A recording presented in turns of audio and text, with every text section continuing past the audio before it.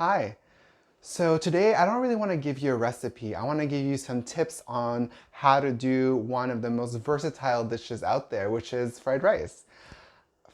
Since a lot of us can't do groceries every week, I think this is the perfect time for you to up your fried rice game. So there are three main things that I think about when I do fried rice. The first is, what kind of fried rice do I want? Do I want something that's more Indian inspired, that's more Asian, more Chinese, more Japanese, or even Thai? So that's gonna basically kind of influence the flavor profile I'm gonna go after. The second thing that I think about is texture. So what kind of texture do I want? That will determine the kind of rice that I'm gonna use. So I usually go for basmati or a Calrose short grain rice, which is, I mean, you can use sushi rice too, which is basically what I have here. And also in terms of texture, you think about what's crunchy, what's not so crunchy. So like a carrot would be very crunchy. Um, and the third thing is color. I know it sounds very simple, but I think that color is a great component to think about because you eat with your eyes as well. And also in terms of nutrition, different colored foods, you tend to have different vitamins. So it's, a more well-rounded nutritional meal if you think of it that way. So fried rice, you can basically use whatever you have in your fridge. There's no really set rule. I literally use everything: zucchini, eggplant, whatever I have lying around in the fridge. So today, just for simplicity's sake, I have an orange carrot, an onion, a bell pepper, and some chives just for garnish. I'll also be frying up some egg for the fried rice. So I'll just get chopping.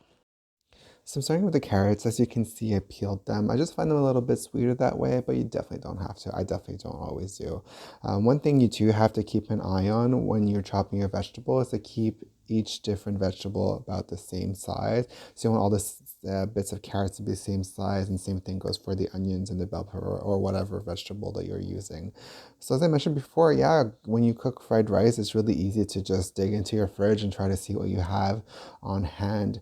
And that's why it's such a great dish to do nowadays.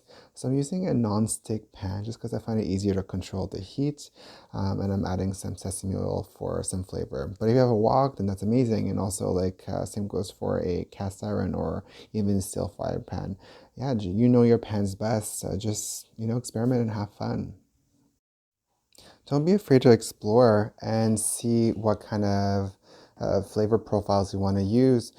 See what you have in your cupboard, what kind of spices, what kind of ingredients you have, and determine, if you want your fried rice to have more of a Middle Eastern kick or even a Caribbean kick or anything really.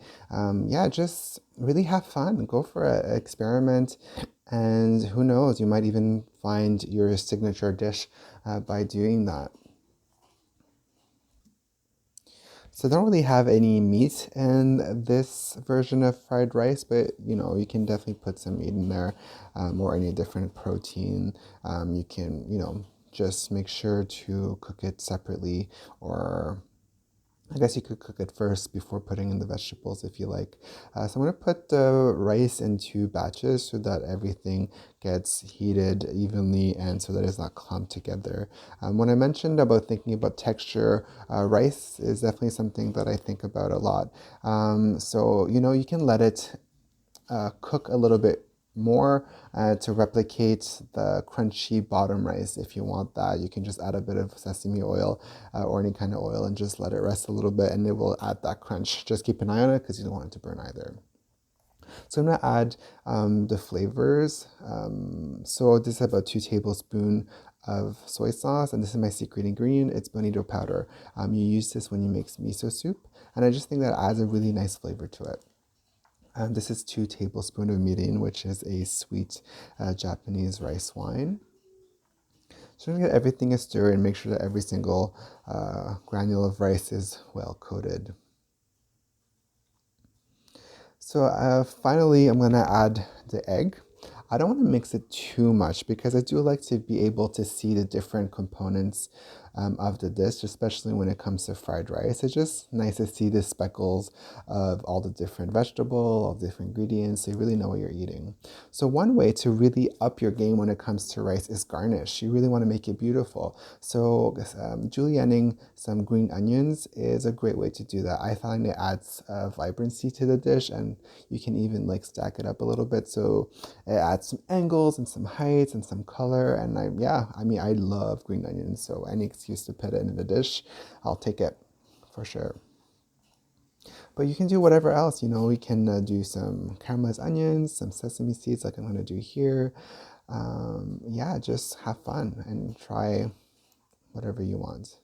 So I didn't toast these sesame seeds. Maybe I should have, but that's rice. So no, relax, have fun. Just don't stress too much about it. So here, yeah, as you can see, I'm adding the green onions, and it does add some dimensions to the dish, and it makes it really pretty. One more, why not? And here you go. So that was easy, simple fried rice. Don't be afraid to experiment. Have fun. Try different flavors. Try different kinds of cuisines as inspiration. I love to try to make Korean fried rice. I use gochujang, which is a red pepper paste, a Korean red pepper paste, and it's absolutely amazing. I love it. Yeah. I mean, is every single fried rice going to turn out great? Maybe not. I once tried to be bougie and used truffle oil for one of my fried rice, and it was absolutely not great. I ate it anyway because I didn't want to waste the food, but you live and you learn. So, on that note, bon appetit.